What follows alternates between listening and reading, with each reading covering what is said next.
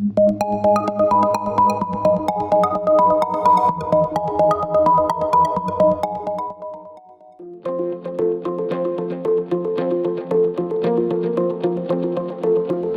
now take you into the centre management, which arguably would be the main area where a director would spend some of their time.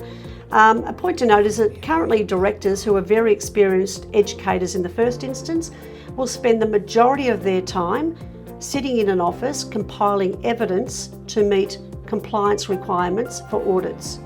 And that's all required through legislation. Litigation pushes compliance, and compliance is they need to provide evidence.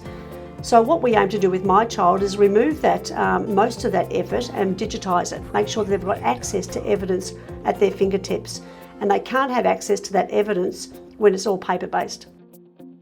Valuating to and spending time with our children, we want them to be valuating to the entire organisation as opposed to reacting to a compliance requirement. We are certainly working with all of our clients, and we've continually got our head out the window to make sure that we're using the best in new and emerging technologies and that we're meeting their growing and changing requirements. So we look at the care administration area.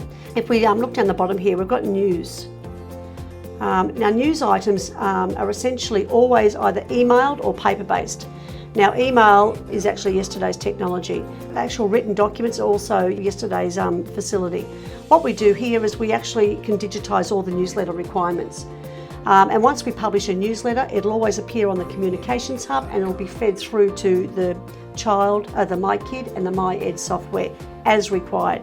So in this instance, I'll give a demonstration. I'll just write news today and just put today's date in. You can put in any date that's relevant.